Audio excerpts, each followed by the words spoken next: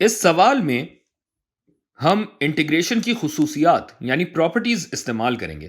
جواب نکالنے کے لیے ہمیں اس کو توڑ کر آسان کرنا ہوگا. ہم یہ جانتے ہیں کہ اگر انٹیگرل لیا جا رہا ہو ایف آف ایکس جمع یا تفریق کس سے جی آف ایکس کے ساتھ، اس پورے کا اگر انٹیگرل لیا جا رہا ہو تو یہ کس کے برابر ہوتا ہے؟ یہ برابر ہوتا ہے ایف آف ایکس کا ایکس کے اعتبار سے انٹیگرل پلس یا مائنس جی آف ایکس کا جی آف ایکس کا ایکس کے اعتبار سے انٹیگرل.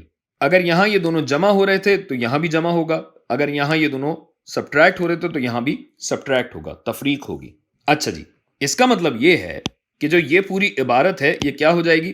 یہ ہو جائے گی انٹیگرل 3 دفعہ F of X D X minus integral 2 دفعہ جی آف ایکس کا، یہ بھی ایکس کے اعتبار سے. اور چونکہ یہاں حدود دی گئی ہیں تو -1 سے 3 اور یہ بھی -1 سے 3 تک ہو رہا ہوگا. اور اس میں کیا ہوتا ہے بھائی؟ جب ایسا ہوتا ہے کہ کانسٹنٹ سے فنکشن ملٹیپلائی ہو رہا تو کانسٹنٹ باہر آ جاتا ہے. تھوڑا قریب کر دوں، یہ کانسٹنٹ باہر آئے گا، اسے قریب کر دوں.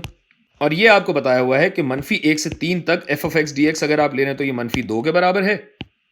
تو یہ پورا ہوگا -2، یہ پورا ہوگا 5، یعنی 3 ضرب -2 مائنس 2 ضرب 5 -6 مائنس 10، یعنی جواب آئے گا -16. اتنی سی بات ہے، بس آپ اتنا پریشان ہو رہے تھے.